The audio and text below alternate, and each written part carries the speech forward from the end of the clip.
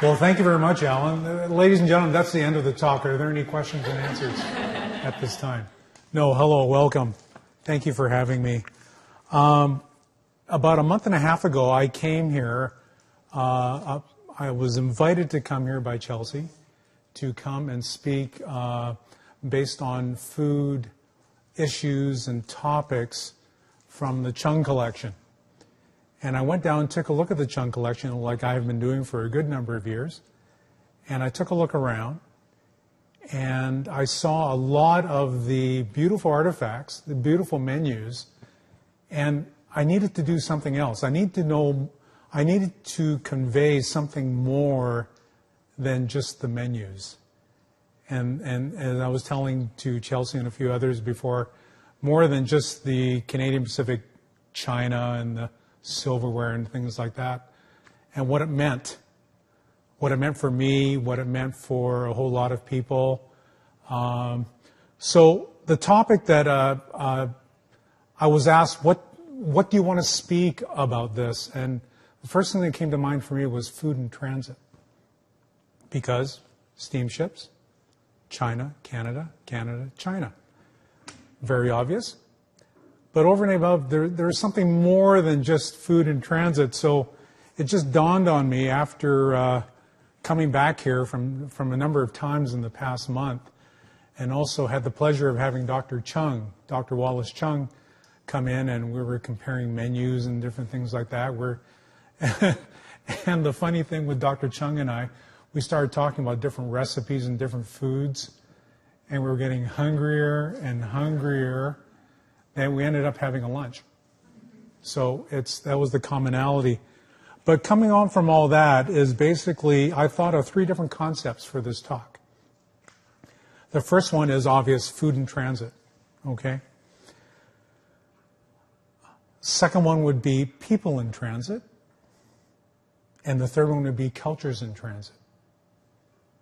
Now, I'll be talking about all 3. And one of the things that I'll be doing is talking about all 3, and actually in the third part, cultures in transit, it will be talking story. I can't think of a better way to convey cultures in transit than by talking story. It's a very important issue. It's a very important aspect in my life. So food in transit. We take a look at the most profound element that I've known about food in transit was what they call the Columbian Exchange. And that was the 15th and 16th centuries from South America to different parts of the world. I don't know if any one of you knew that chili peppers were brought to India and China by the Portuguese navigators. So if they didn't have the Portuguese navigators, we would not have the spicy Hunan or the Szechuan cuisine. So that's food in transit. The Spanish explorers brought in from South America the potatoes and tomatoes, and they brought that to Europe. They brought the potatoes from South America eventually into Ireland. And it's quite interesting about the migration patterns, and even if we have some of the Spanish cultures, even going down to the south of Ireland to be the Black Irish, as they call them. So we talk about the different type of cultures that come in and the foods that they bring. So food becomes a cultural and commercial commodity. So that's really basically food in transit. The second aspect was people in transit. Now, the immigration patterns emerge and flourish around the Pacific Ocean.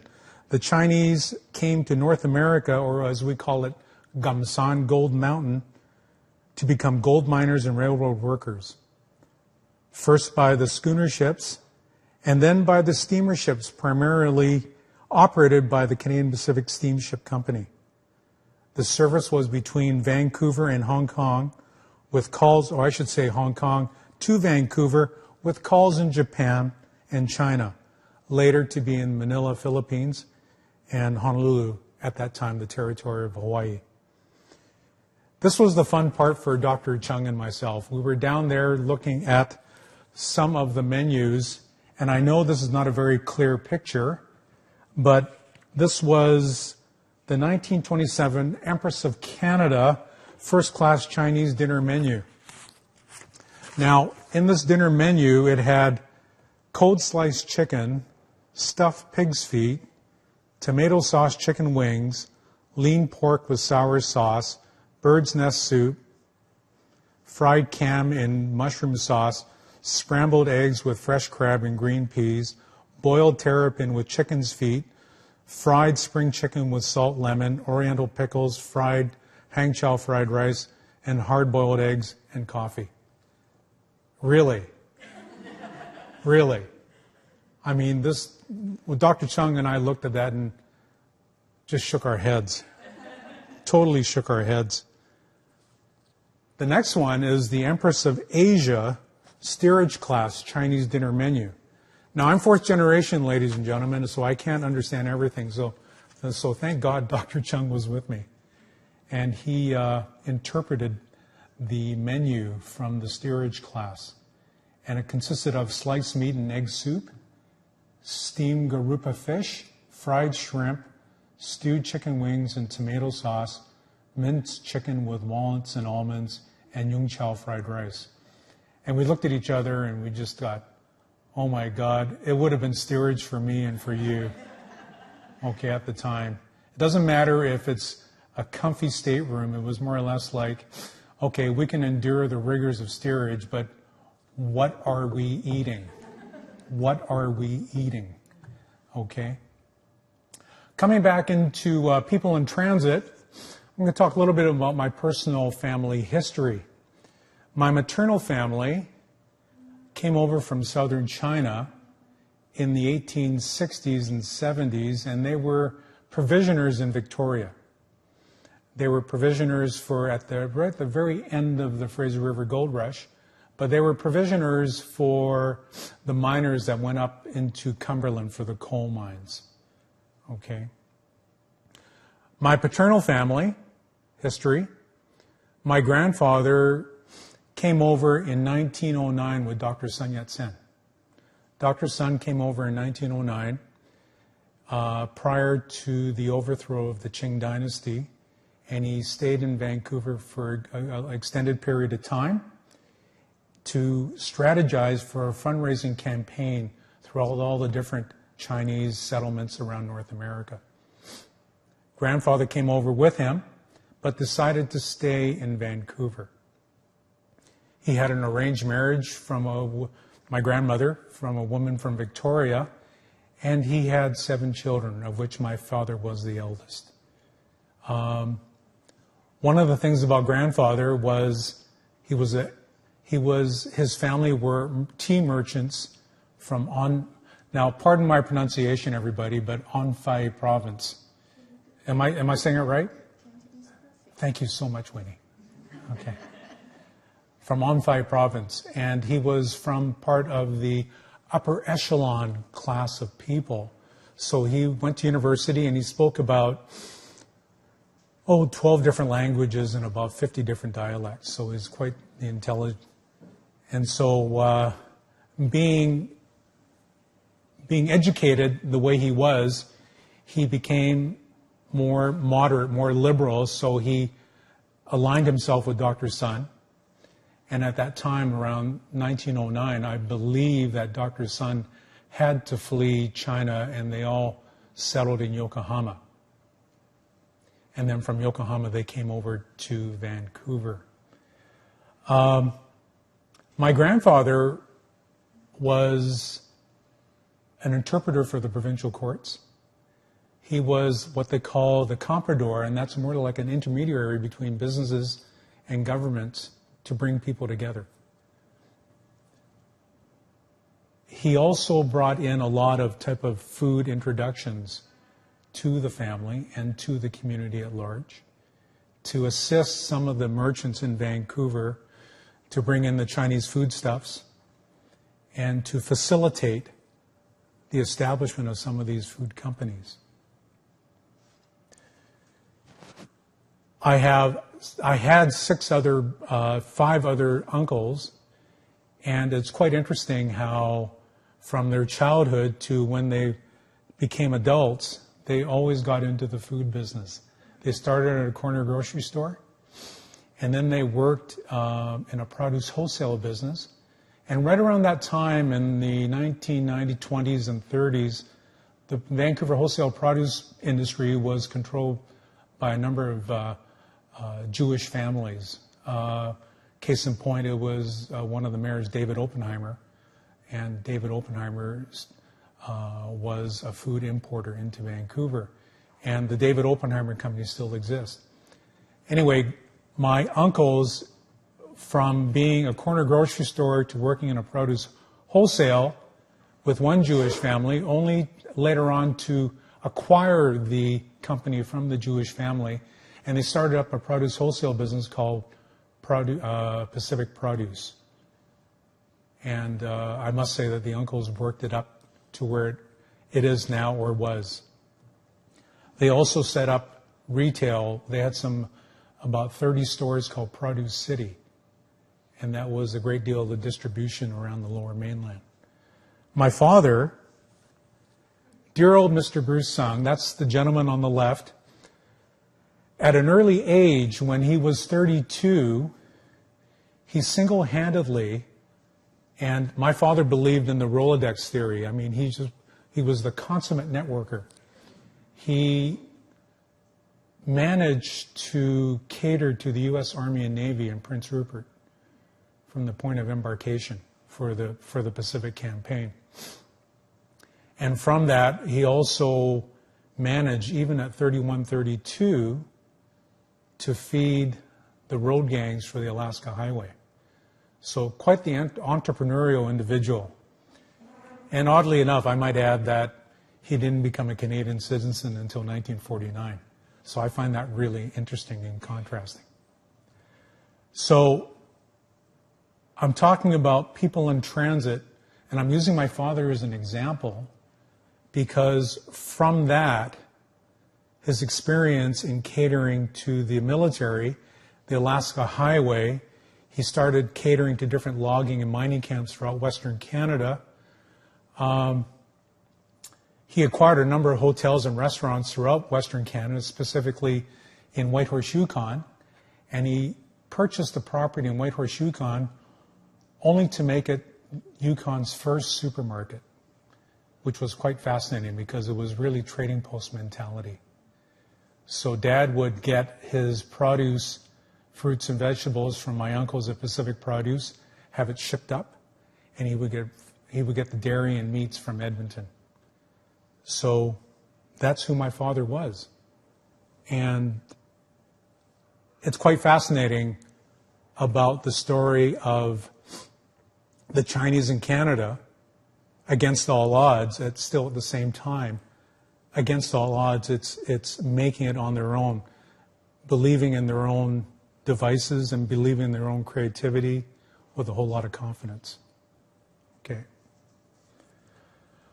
Where am I now? We're talking about the fresh food source, the fresh uni that currently that we have in British Columbia. Lobster, the fish in Chinese is synonymous with prosperity. Flowering chives, this is part of the fresh produce that we have here in Vancouver. Fruit, kumquat is gold fruit.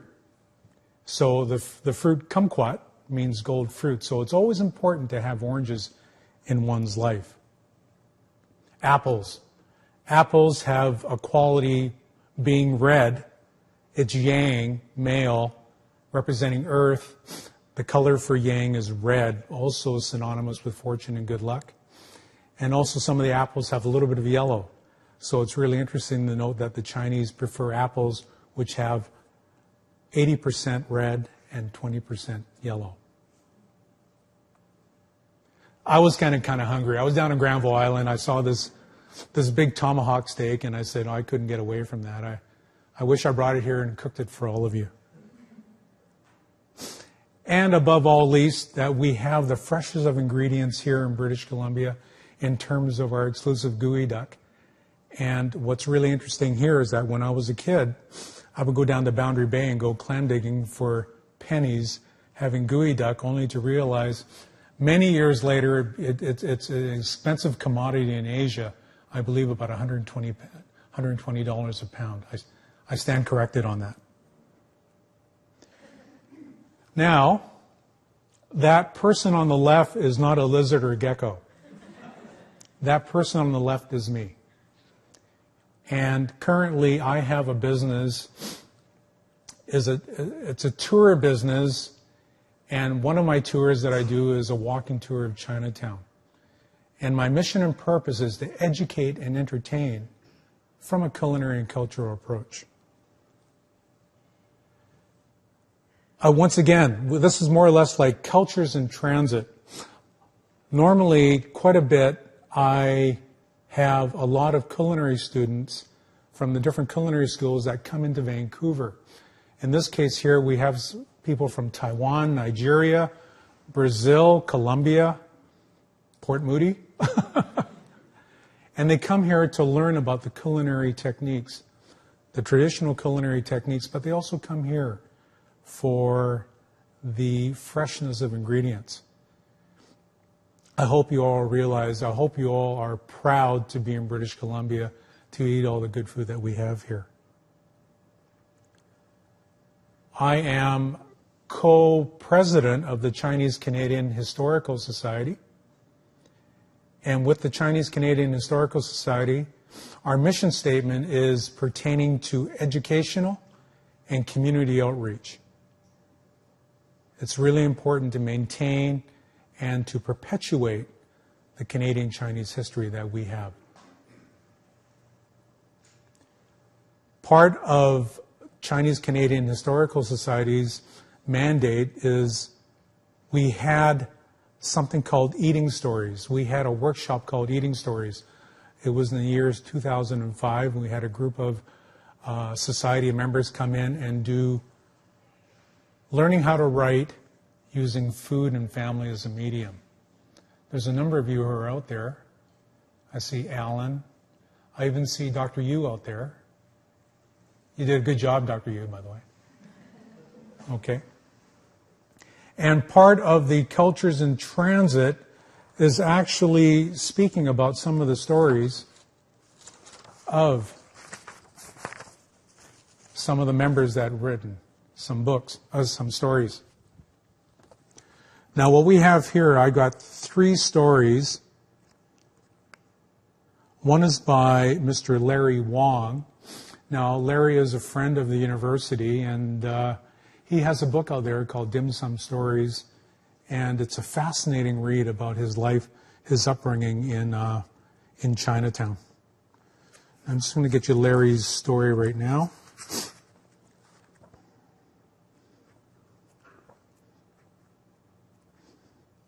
Come on, Larry, where are you?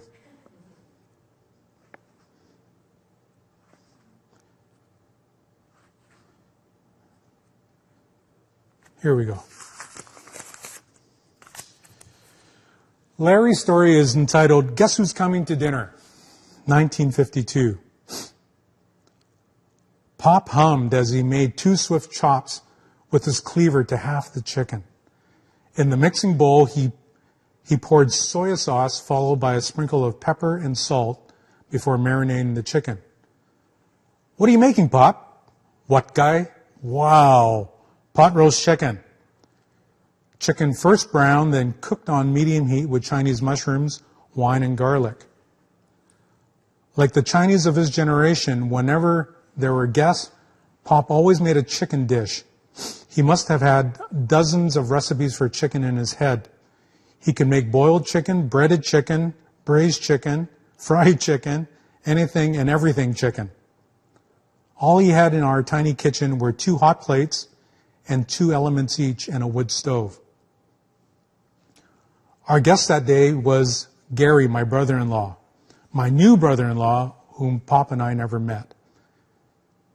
Jenny, his sister, left home in 1948 when she was 17. She wanted to see the world beyond Chinatown. Chinatown was an insular village back then. Everyone knew one another and was happy to stay, but some of the younger generation wanted to go beyond Pender Street. My older brother Wah left home to go to the University of Washington, but never returned except for an occasional visit. And now Jenny was returning home, if only for just a little while. Jenny always missed Mom. Mom died when Jenny was 9, leaving her with Pop, 2 older brothers, and me, the baby of the family. It was a lot for Jenny to grow into her teens in such a male-dominated family.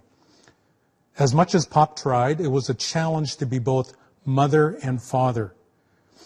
Shortly after Mom's death, my eldest brother, Git, died at the age of 20 from tuberculosis, a disease common in the time of Chinatown. At the time in Chinatown. The day after Jenny left home, Pop ranted and raved for hours. His voice bounced off the 4 walls with rage. He usually had a bad temper, but that day he outdid himself. He disowned his daughter and told all his friends about it. Every time he spoke about it, the veins on his neck and forehead visibly pulsed. At first, when Jenny left, I missed my siblings. I quickly realized that Pop had changed his attitude towards me. He was more attentive. I complained one day while playing Cowboys and Indians that I didn't have a bolster for my cap gun. I can't see Larry with a bolster. The next day he made a gun belt and holster out of some leatherette material. He also measured me and made my shirts.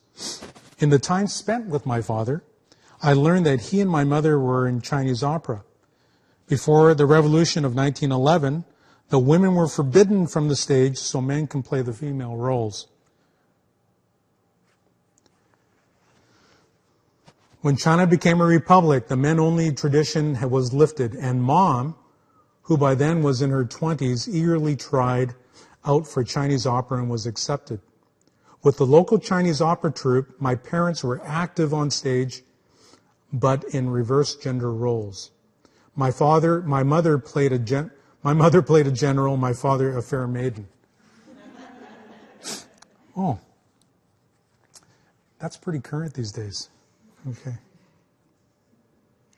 There were times at night when I can hear Pop singing in bed. I ignored it, but later on I found out his songs were love songs from the Chinese opera. I think he sang them to remember my mother and keep memories of her alive. The first few years of Jenny being gone, she wrote me regularly from a town in northern Ontario. With each letter, she included a list of Chinese groceries for me to buy for her. She included a check. It was more than enough, as I always had leftover change. The list included bottles of soy sauce, pounds of Chinese mushrooms and sausages, bags of dried farke noodles, tins of abalone, canned vegetables, and even smelly salted fish. I shipped off the care package. I thought nothing of it other than she missed Chinese food. And obviously in a small mining town, Chinese groceries barely existed. Her letters and lists were also a way of keeping in touch with us, even if Pop had disowned her. When Jenny announced in 1950 that she got married, and worse yet, for my father, to a white person, Pop immediately jumped up and down and disowned her again. He was furious. How dare his daughter married outside of our race? What was she thinking? Unacceptable. His voice rose and stayed on an anger level all week long. Now, 2 years later, she was returning home. Pop calmed down, though occasionally he gnashed his teeth at the mention of her name. Now he hummed as he moved about in the kitchen. He was steaming pork pie or Geoduck with a duck egg yolk. The pickled Swiss chard with beef was already cooked in the frying pan, and the steamed salted fish was also ready. The air filled with the smell of garlic and ginger. Just then, the front door opened, and in walked Jenny with her husband. "Pop! Pop, I missed you. Tears ran down her face. In a very stoic way, the father said, Moham, Moham, don't cry, no need to cry. He stepped forward, his eyes happy to see his daughter. But when he shifted to the tall, blonde man, his new son-in-law, Gary, he sighed. His body sagged, but he extended his hand. His eyes were wet. Jenny raised her arms up to give Papa a hug, but he stood still with his arms at his sides. He hugged him awkwardly. Sikchan were the only words that he could say. Let's eat. We all sat around the dinner table. Jenny laughed when he saw the newspaper tablecloth. Gary sat next to Pop and I next to Jenny. I can still read the comics upside down, she said. I laughed and smiled at Gary. Pop had already set the food on the table. Oh, wow, said Jenny, my favorites. Mine too, I thought. But what about poor Gary? I couldn't imagine that any of this village food would appeal to a white person. What do you do for a living? Pop asked Gary. I'm a butcher. A butcher, said Pop, his eyes widening. That's good. People have to eat, so you'll never be out of a job. He offered Gary some Johnny Walker, and they toasted to the occasion. I have a job waiting for me here, so we'll be staying in Vancouver, Gary told Pop. Pop nodded and pointed out to the food on the table to eat.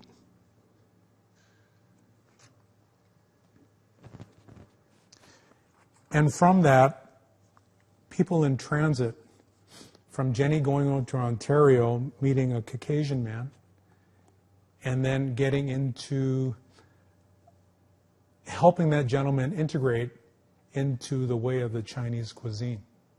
So it's a very people in transit. Another story in transit would be Jackie Lee Son. And Jackie originated from, I believe, in Durban or Johannesburg, South Africa. Now, this is a small little story called Chow Mein Comfort. It's about her father's handyman. Jack Mimensing first came to work with our family when he helped Dad wash the car. Dad asked him to come back and help with other chores around the house and the shop. He worked with Aya, and then with Dad, and then my brother until he retired in 2004 after 51 years with the family. He is very proud he knows the entire family, even those who left South Africa many years ago. Jack helped Amma in her corner store. He bottled the vinegar and the paraffin used as fuel in the kerosene lamps and prepared the funnel-shaped sugar packets. He loved Amma's cooking. He especially loved Amma's chow mein. It was one of his favorite meals, one of his comfort foods associated with the family, which he also became his family. When a devastating storm wreaked havoc on many of the homes in our town, much of Jack's homes were ruined. Aya told Jack to go to the shop and take some groceries home. Jack remembers Aya's final hours. He went to the hospital to visit Aya, and when the hospital staff asked him what he was doing there, he said, I'm here to visit my father. At that time, hospitals were racially segregated, but Dad asked the staff to let Jack in and spend some time with Aya. Jack said he knew Aya, could hear him speak. He knew when Aya was close to dying. Jack was so proud to make the speech at Aya's funeral. He told me all it came from the heart. So, culture in transit. We have someone totally independent becoming part of the family. The final story is from me. You're going to like it. Now, this is also food in transit or culture in transit. It's about diversity, it's humorous, it's profane, but I'm going to read it to you anyway. Okay. A lesson in communication. It's June of 1970. I'm starting my very first romantic relationship with a pretty girl named Mary. Love is in the air. So how do I celebrate? A special dinner at Foodies in Chinatown consisting of all my favorite dishes. Careful planning is in the order. First, I must prepare a list of all my favorites. Chicken chow mein, garlic fried crab, gailan with oyster sauce. I'm getting very hungry while making this list, but I'm also looking forward to this great dinner date. Second, because I don't speak a word of Cantonese, it's important I learn how to order my favorite dishes. After all, I want this evening to be totally authentic, to be a totally authentic one to really impress Mary, who is Caucasian. All week and for 1 hour each day, Mom and Dad have been drilling in me how to pronunciate the correct tones. I'm retaining it all very well. Man, am I going to impress Mary or what? Saturday finally arrives. I'm looking so cool. Now, this is a period piece, everybody, so just bear with me here. I am looking so cool in my tan bell bottoms, tan elevated shoes, indigo long collared shirt, and rose-tinted wire glasses. I pick Mary up, and she's really looking hot in her red miniskirt, white knee-high leather boots, and a frilly white blouse. When we get to Foodies, the place is extremely busy and teeming with lots of people. The clicking of chopsticks, lively conversation, and awesome aromas coming from the food. Getting to our table, I start to lose my nerve and break out in a cold sweat. After all, how can I fake speaking Cantonese in front of all these Cantonese people and in front of Mary? Nothing left but to go for broke. I signal the waiter by raising my hand, "Four guy, four guy, four guy." The waiter comes around laughing, as are some people on the other tables. He explains to me in English that the term for waiter is four gay, and that four guy means turkey. The waiter is having a field day at my expense. And now Mary's starting to laugh, and I'm starting to cringe under the table in total embarrassment. In spite of it all, I proceed to order our dinner. The first item is chicken chow mein, or gaisi chow mein, and the second item is garlic fried crab, or sunji jiao hai. Laughter erupts. Instead of the items I thought I requested, I really ordered chicken shit with noodles and garlic fried shoes. My incorrect tones totally changed the meaning. The waiter exclaims his clipped English, "You funny, you born here." Feeling totally defensive and wounded, I told Mary to stop laughing. "It's not that funny." I finished ordering the dinner in English. I wanted to ensure that we are going to have all of my favorite dishes. The food arrives, and the smells, taste, and colors of dinner eradicate the awkward moment. The chicken chow mein is pan-fried with oyster sauce-infused julienne, strips of chicken, and donggu mushroom. The fragrant garlic fried crab is done with a spicy salt to retain the moisture in the meat. The more she savors the food, the more Mary becomes impressed. Food saves the day. Although an embarrassing moment, this Saturday night is an invaluable lesson for me. Through all my assorted faux pas, I managed to put a smile on people's faces and develop a lifelong thirst and hunger to learn more about my heritage. On this Saturday night, the waiter is my teacher, and I appreciate him correcting me.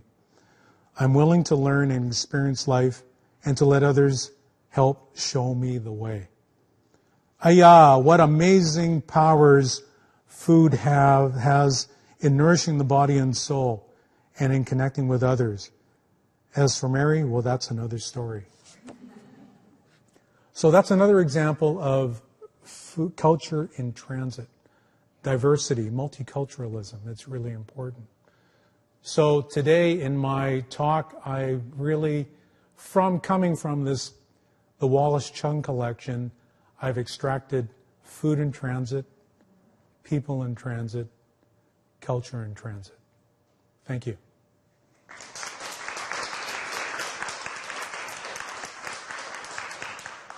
I think we have time for question and answer, Q&A. Oh, thanks. Any questions, please? Yes? Did you have any observations about the prices back then? The what? The prices. The prices? Yeah, I mean...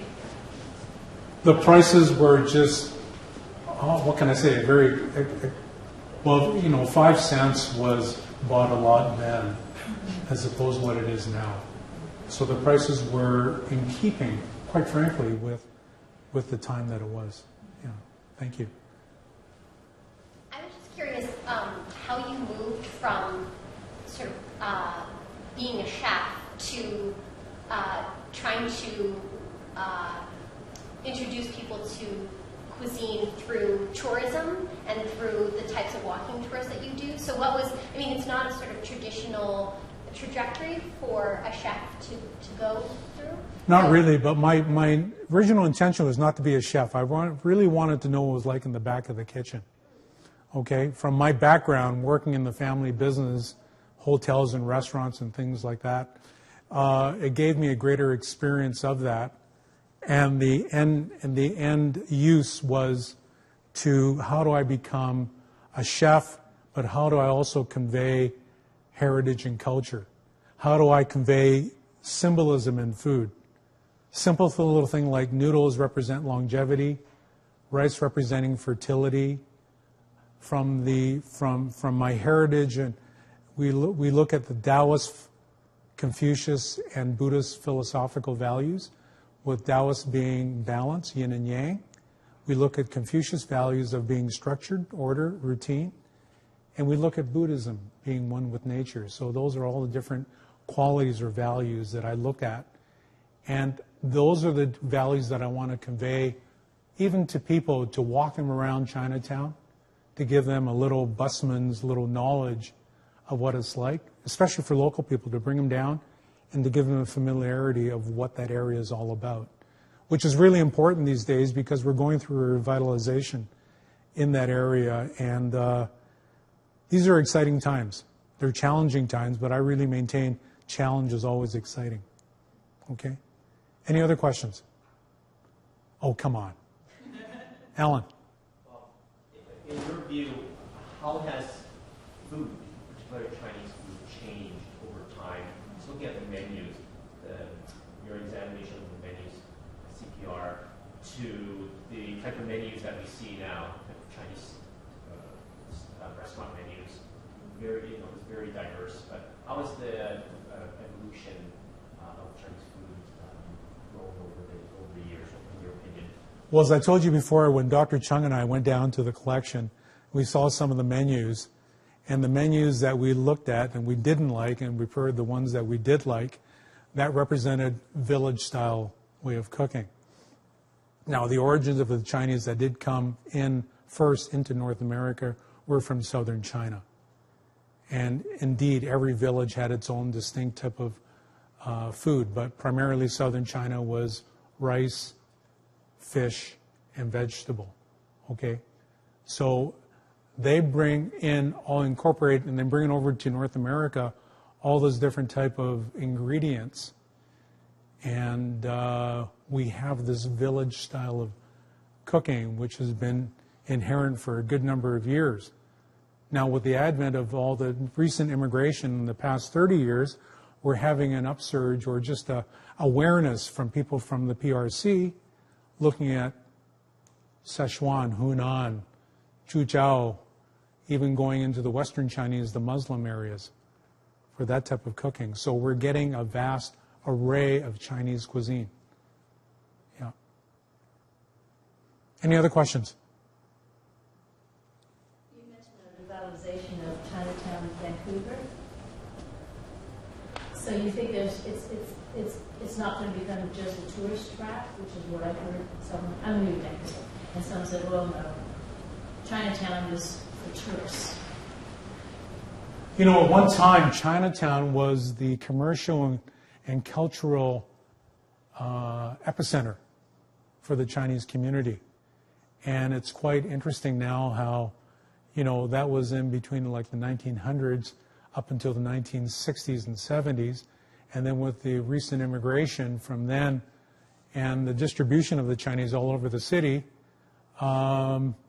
Richmond, Burnaby, things like that, Chinatown has really lost its luster. Okay, it is still a cultural jewel. What we're wanting to do is to maintain that jewel and to make it revital again. I hope it succeeds. Well, we're wanting to see, yeah, exactly, yeah.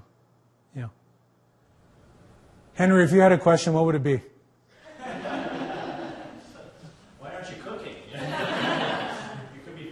How come I don't have little hot plates here then? Okay. I have one question. Yes. I think you touched upon it when you said there's this growing interest in the specialized regions and that. What other trends do you see happening in Chinese? I'm sorry? What other trends do you see happening in Chinese cuisine? What do you predict? I think we're seeing a lot, you know, that term fusion just drove me nuts for how long. Just drove me crazy. But we're actually getting really authentic, but really contemporary presentations. We're getting natural ingredients, we're getting fresh ingredients, and we're getting the authentic cuisine as the way it was. Okay? Yeah. Those are the trends. We're getting back, in a way, we're getting back to basics. Okay? So. What's your recommendation for the best authentic Chinese restaurant? Oh, don't do that to me, please.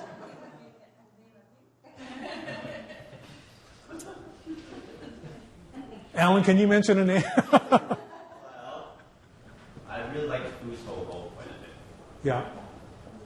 Food Soho in Chinatown for exactly the reasons that Bob was talking about in terms of the original really Cantonese village cuisine, but it's disclosed very recently, unfortunately. But I don't know, Bob, do you have any updates on that? Well, you know, like in Chinatown at one time, the village cuisine was basically, Cantonese cuisine was basically village cuisine in Vancouver. And it was a certain style of doing things. And actually, I can't think of it. We had that many spices to speak of. We didn't have spicy Szechuan at the time. Okay? It was really basic type of food, as opposed to what we have now, the Szechuan, the Hunan type of cuisine.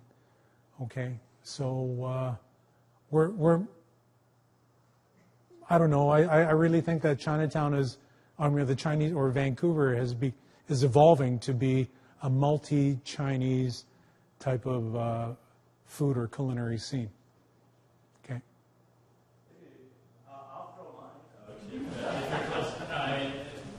My students do projects all the time on restaurants, and so we're very lucky that way. But if you're close to campus, the two that are sort of the older style with really good chefs are Locks on 41st on the edge of Kerrisdale, so it's not very far off. So it's L-O-K-S. Oh, Locks. Locks. Yeah.